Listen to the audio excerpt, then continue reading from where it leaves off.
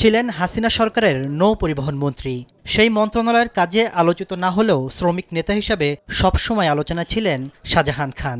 পরিবহন সেক্টরে খান সাহেব হিসেবে পরিচিত এই নেতার বিরুদ্ধে শ্রমিকদের কল্যাণে কথা বলে সড়ক থেকে 1421 দিনে প্রায় 7,000 কোটি টাকার চাঁদাবাজির অভিযোগ অনুসন্ধান করছে দুদক। এবার স্ত্রী, সন্তান ও তার বিরুদ্ধে অবৈধ সম্পদ অর্জনের অভিযোগে আলাদা 3 মামলা করেছে সংস্থাটি। তাদের বিরুদ্ধে 25 কোটি টাকার অবৈধ সম্পদ অর্জন ও 86 কোটি টাকার সন্দেহজনক লেনদেনের প্রমাণ মিলেছে। সন্দেহজনকভাবে 86 কোটি 69 লক্ষ টাকারও বেশি লেনদেন করায় তার বিরুদ্ধে দুর্নীতি দমন কমিশন আইন 2004, মানি লন্ডারিং প্রতিরোধ আইন 2012 এবং দুর্নীতি প্রতিরোধ আইন 1947-এর সংশ্লিষ্ট ধারায় মামলা রুজুর সিদ্ধান্ত গৃহীত হয়েছে। এদিকে ফরিদপুর 4 আসনের সাবেক এমপি ও আওয়ামী লীগের প্রেসিডিয়াম সদস্য কাজী জাফরুল্লাহ সহ 6 জনের বিরুদ্ধে প্রিমিয়ার ব্যাংক থেকে 4 কোটি টাকা আত্মসাতের অভিযোগেও মামলা করেছে দুদক।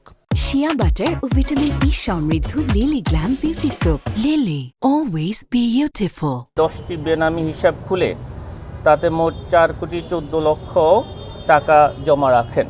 এদিন বঙ্গবন্ধু শেখ মুজিব মেডিকেল বিশ্ববিদ্যালয়ের 750 সজ্জার সুপার স্পেশালাইজড হাসপাতালে অভিযান চালিয়েছে দুদক। মিলেছে যন্ত্রপাতি ক্রয় অনিয়ম এবং প্রশিক্ষণপ্রাপ্ত 157 জনের নিয়োগের ক্ষেত্রে নানা অসঙ্গতি।